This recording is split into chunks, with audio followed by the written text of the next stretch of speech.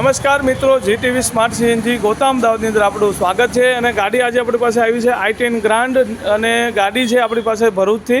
અને ગાડીની અંદર સીએનજી કિટનું પહેલાંથી ઓલરેડી ઇન્સ્ટોલેશન થઈ ગયેલું છે, પહેલાંથી ઇન્સ્ટોલેશન કરેલું છે. હવે ગાડીની અંદર પિકઅપ પ્રોબ્લેમ છે, ગાડીની અંદર મિસિંગના પ્રોબ્લેમ છે, ચેક એન્જિન લાઇટ ગાડીની અંદર વારંવાર બ્લિંકિંગ કરે છે, અને ગાડીની અંદર પિકઅપ જે છે એ ડ્રોપ થઈ જશે, પિકઅપ ડાઉન થઈ જાય છે. તો મિત્રો, ગાડીની અંદર જે આ પ્રોબ્લેમ છે એ પાછળ પાર્ટીએ ઘણું કામ કરાવી લીધેલું છે. બધું પ્લગ ચેન્જ ગાડીની અંદર થઈ ગયેલા છે, વાયર ચેન્જ થઈ ગયેલા છે, કિટના નાના મોટા જે સેટિંગ થવા પડે એ બધા કરી દીધેલા છે. પણ હવે ગાડીની અંદર જે છે આ થવાનું જે મુખ્ય રીઝન છે એ ગાડીની જે આ સિસ્ટમ જે છે એ નબળી પડી ગઈ છે.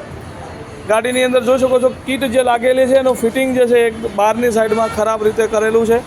અને ગાડીની અંદર આ બધું વાયરિંગ આપ જોઈ શકો છો, બહારની સાઈડમાં જે છે એ લગાવેલું છે. ગાડીની અંદર પહેલાં કોઈ જે છે એ સ્ટાન્ડર્ડ કંપનીની કીટ લાગેલી છે, પણ ફિટિંગ જે કરવાનો જે પ્રકાર છે એકદમ ખરાબ છે. વાયરિંગ બધું અનસેફ રીતે મારેલું છે, અનસેફ રીતે આગળ બધા ઇન્જેક્ટર જે છે લાગેલા છે. ફિલિંગ વાલ આગળની સાઈડમાં જે આ બધો ખોલ્યો છે અત્યારે, પણ ફિલિંગ વાલ જે અહીંયા ફિટિંગ હતો ત્યાં આગળના ભાગમાં અનસેફ જગ્યાએ ફિટિંગ કરેલો છે. માત્ર ગાડીની અંદર આ પ્રોબ્લેમ કન્ટિન્યુ થવાથી અત્યારે ગાડી આપણી પાસે જે ફિટિંગ માટે આવેલી છે. હવે ગાડીની અંદર OBD1 વર્ઝનની કીટ લાગેલી છે કે જેની અંદર આપણે કાઢીને એની અંદર હવે આપણે COBD2 વર્ઝનની સ્ટાન્ડર્ડ વર્ઝન કીટ નાખશું, અને ગાડીની અંદર જે હાલમાં પિકઅપના જે પ્રોબ્લેમ છે એ પ્રોબ્લેમ આપણે પ્રોપર સોલ્વ કરશું. એક વિડીયો પાછો ફરતી કીટ લગાડ્યા પછી પણ બનાવશું કઈ રીતનું ફિટિંગ છે અને કઈ રીતનું ગાડીની અંદર જે છે પરફોર્મન્સ આપણને મળે છે. મિત્રો, વિડીયો ગમે તો લાઇક કરતા રહેજો, શેર કરતા રહેજો.